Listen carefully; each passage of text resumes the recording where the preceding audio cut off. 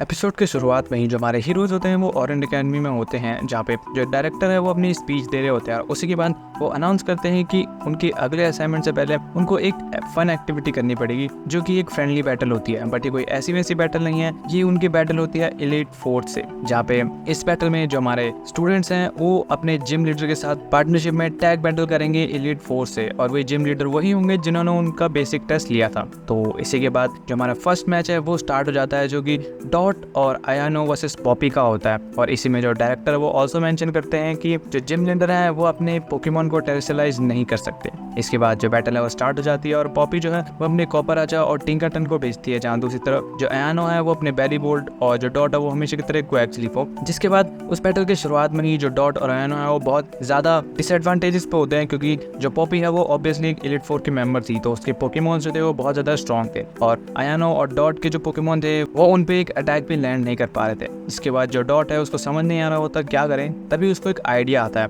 और वो अपने क्वैक्सली को टेरेस्ट्रियलाइज करके जो टिंकरटिन है उस पर अटैक करती है। बट उसका अटैक बिल्कुल कामयाब नहीं होता, क्योंकि जो टिंकरटिन है वो बहुत ज्यादा स्ट्रॉन्ग होती है। बट उसी बीच किसी तरीके से जो बेलीवोल्ट है वो कॉपराचा के ऊपर चढ़ जाता है और उसी के बाद अपना एक पावरफुल अटैक करके कॉपराचा को इस बैटल से बाहर कर देता है, क्योंकि अब एलीट फोर का एक पोकेमॉन बैटल नहीं कर सकता। इसके चलते जो आयानो और डॉट है वो इस मैच को जीत जाते हैं और वहाँ पे जो भी सारे होते हैं वो उनकी बैटल को देख के काफी ज्यादा इंप्रेस हो जाते हैं, क्योंकि उनकी पहली बैटल थी और ये इसी को जीत गए थे। यहाँ दूसरी तरफ जो हमारे हीरोज हैं वो एक ब्लास्ट को देखते हैं, जो कि असल में कोरल ने करा होता है, और वो अपने गैलेनी को सेल्फ डिस्ट्रक्ट का यूज करने के लिए कहते हैं, जिसके चलते वो वहाँ के सभी पोकेमॉन जो कि उसके टीम के थे उनको भी नॉकआउट कर देती है और इसी के चलते जो लैरी है वो बाय डिफॉल्ट विनर हो जाता है। जिसके बाद जो नेक्स्ट बैटल है वो रॉय की होने वाली होती है और रॉय का जिम पार्टनर जो था वो था ब्रेसियस। तो उन दोनों की बैटल स्टार्ट हुई और उनका अपोनेंट जो होता है वो होता है हेसल, जो कि ड्रैगन टाइप पोकेमॉन का इस्तेमाल करता है। और बैटल में जो रॉय है वो अपने फिको को और जो ब्रेसियस है वो अपने डॉलिफ को चुनता है। यहाँ सिर्फ जो हेसल है